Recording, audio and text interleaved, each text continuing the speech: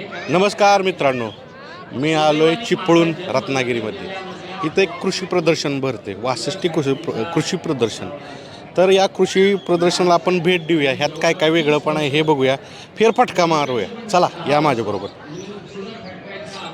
बघू शकता इथं लाल कंदारी जातीचे वळू आहेत, गाय आहेत.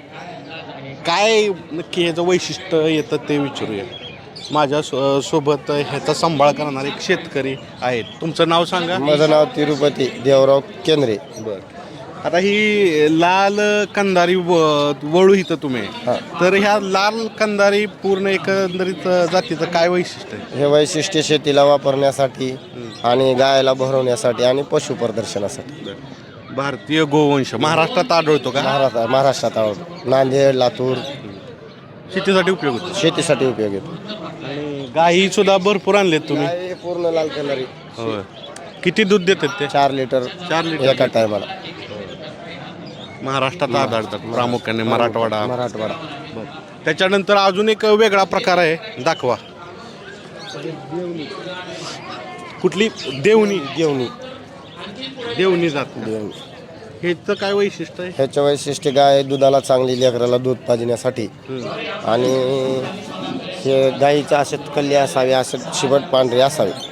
ह्याची ओळख प्रामुख्याने प्रामुख्याने. ही कशाला जादा करून उपयोगी होते तिथं? हे दुधाला आणि आपलं वळू जे असतात ते भरवण्यासाठी गायला आणि पशु प्रदर्शनला जाण्यासाठी. तुमचं गाव कुठलं?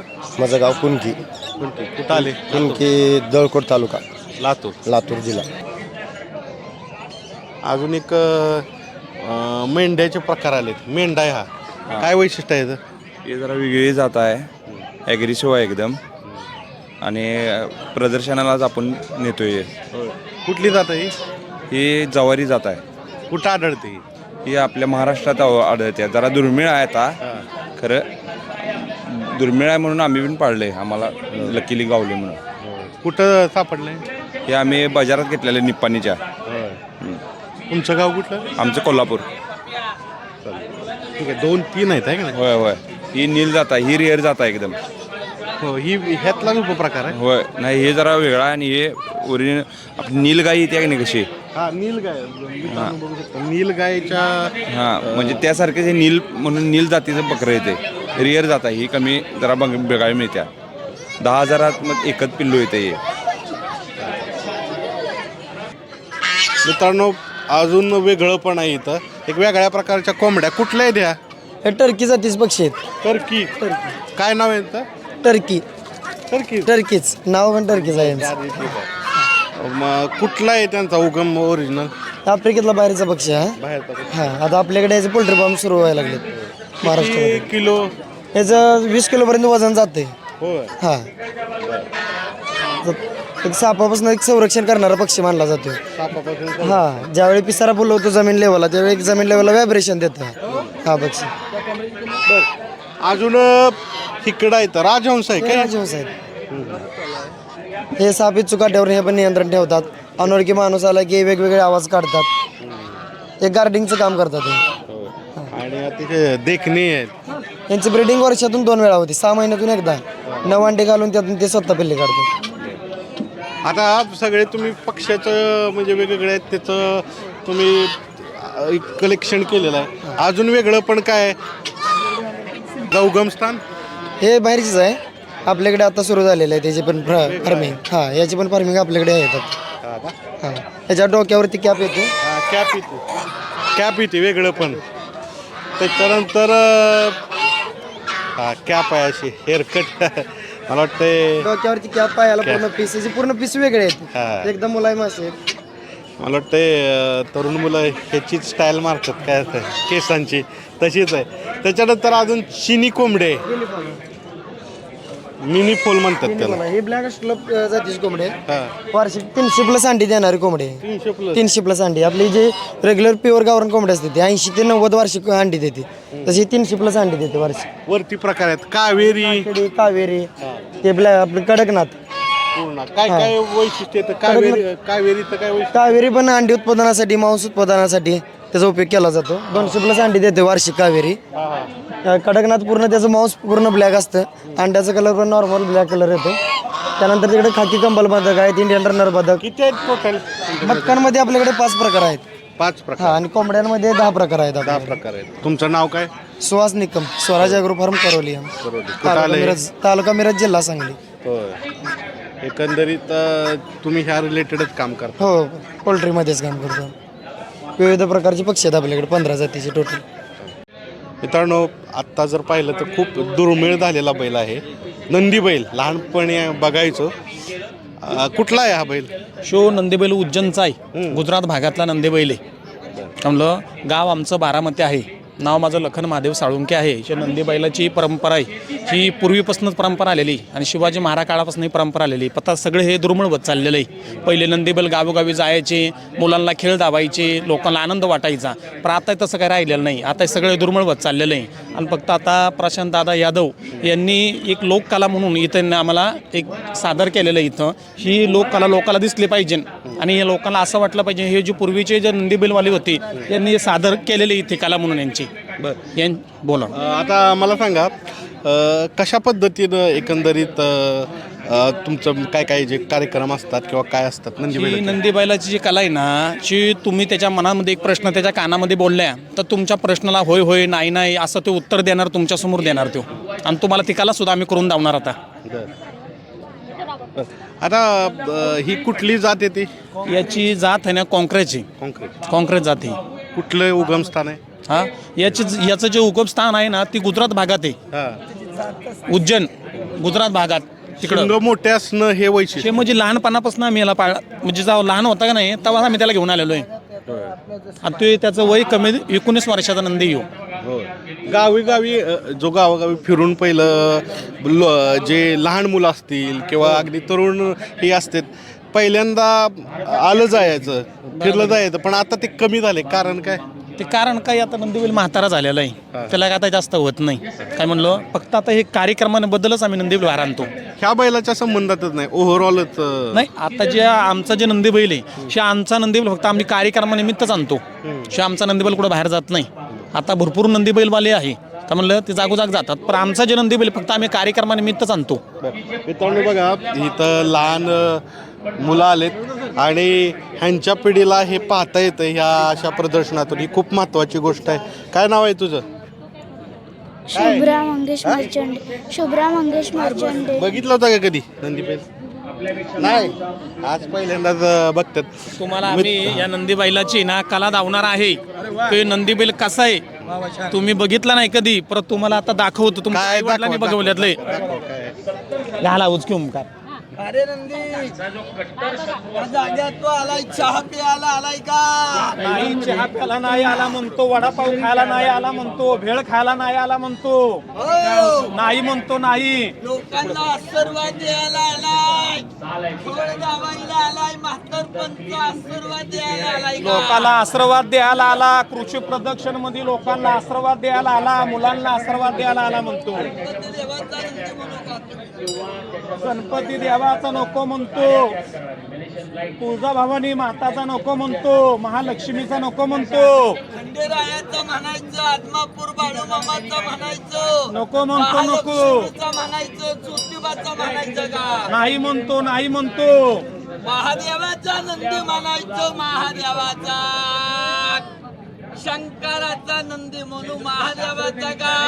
महादेवाचा नंदी म्हणायचं, त्याला महादेवाचा नंदी म्हणायचं म्हणतो. अरे महादेवा, शाळातले पोरं नापास होतील का? नाही होणार म्हणतो, नापास नाही होणार म्हणतो. शंकर पार्वती नाही म्हणतो, नाही. अभ्यास केल्यावर पास होतील, होणार होणार. तर लोकांना प्रगती वाढेल का? वाढणार वाढणार वाढणार म्हणतो, वाढणार. भावाचा ऐकतो का? भाऊ भावाचा ऐकतो का? नाही म्हणतो, नाही. भाऊ भावाचं ऐकत नाही, जावा जावा ऐकत नाही, माई लेकी ऐकत नाही. सासू सुना ऐकत का? सासू सुना नाही म्हणतो, नाही म्हणतो. रेड आहे युवराज, 11 स्पर्धेमध्ये प्रथम क्रमांक. कुठला? गडिंगलाच. काय वैशिष्ट्य आहे याचं? त्याचं वैशिष्ट्य बिल्डिंगला आम्ही देतो. परत शांत स्वभाव आहे, कुणाला काय हे करणार नाही. 2 वेळा चॅम्पियन कुठं झालाय? कोल्हापूर. बरं, किती वजन आहे याचं? ह्याचं 1360 किलो. 1360. किती रेतन झाले त्याच्या? ह्याचे 10 झाले. 10. ह्यो टांगाचा आहे ना पिस्तूल, हे बी त्याचंच आहे. चालेल. कुठं आणलाय हा? शिव घरचा आहे. करताय जात कुठली? मोरा. मुरा. किती वय आहे याचं? ह्याचं 4 महिने, 4 वर्ष. 4 वर्ष आहे. हां. 4 वर्ष 4 महिने. मित्रांनो, ह्या प्रदर्शनात सगळ्यांचं लक्ष वेधून गेलेला एक सरडा आहे, मोठा सरडा आहे. किती वजन आहे हो? एक साधारण 20-1 किलो असेल. बर. आणि काय नाव आहे याचं? नाव नाही त्याचं ठेवलं, अमेरिकन सरडा आहे असं. अमेरिकेत आणलेलं आहे. आणि तुम्ही कुठनं आणलाय?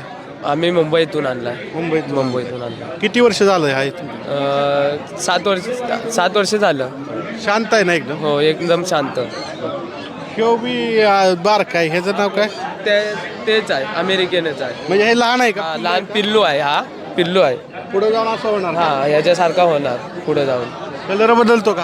हा, कलर नाही बदलत, हाय तोच. मित्रांनो, वेगळ्या प्रकारची मांजर आहे. तिचे जे अंगावरचे चट्टे सेम वाघागत आहेत. इथं बघा, वाघागत चट्ट असणारा बोका आहे. तर वेगळ्या पद्धतीनं ही हा बोका आहे आणि ही मांजर आहे. वेगळ्या पद्धतीची आहे बघा. ही पूर्ण वाघागत पूर्ण त्याच्यावर डाग आहेत.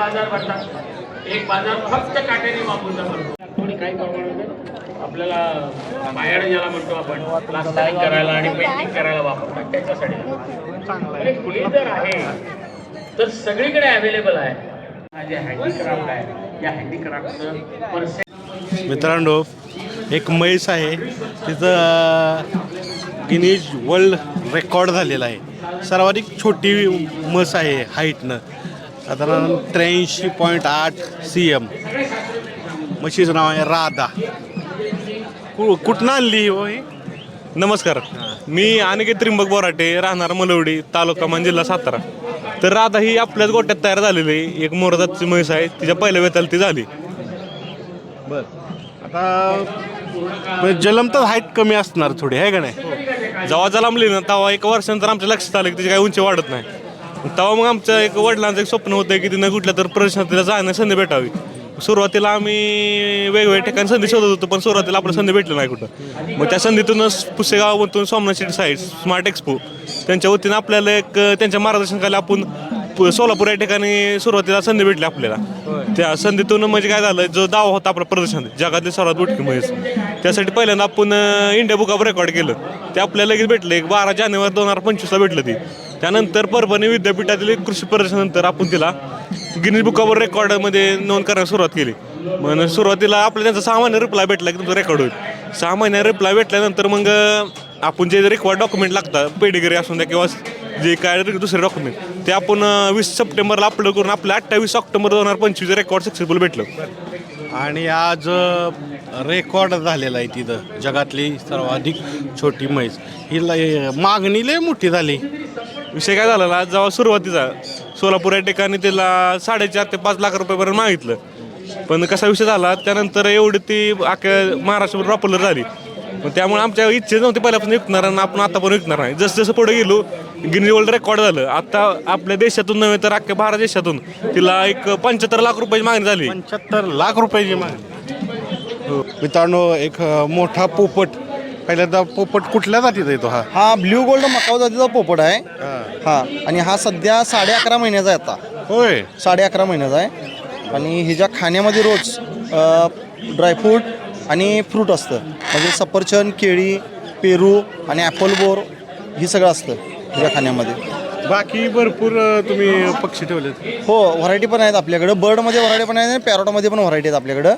आणि कोंबड्यामध्ये पण आणि बकरीमध्ये पण व्हरायटी आहेत आपल्याकडं सध्या. ह्याचं वैशिष्ट्य काय येतं? हिचं वैशिष्ट्य, हा घरामध्ये एक्झॉटिक म्हणून पाळला जातो आणि हा बोलतो पण. आता हा बारका आहे त्यामुळे ह्याला बोलवायला शिकायला लागलो. आपण जे शिकवल ते बोलतोय.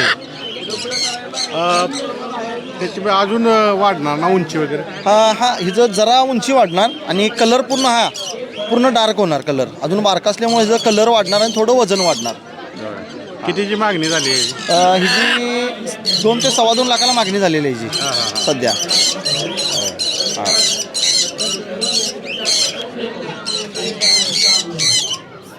मित्रांनो, अशा पद्धतीनं आपण फेरफटका मारला कृषी प्रदर्शनात. ही छोटी छोटी मुलं ही आस्वाद घेत आहेत. ह्यांच्या रूपानंच कृषी परंपरा ही वाढणार आहे आणि ह्यांच्यामुळंच आपलं जे कृषी धन आहे ते वाढणार आहे, त्याची जपवणूक होणार आहे. तर मित्रांनो, हे प्रदर्शन भरलं होतं चिपळूण रत्नागिरीमध्ये.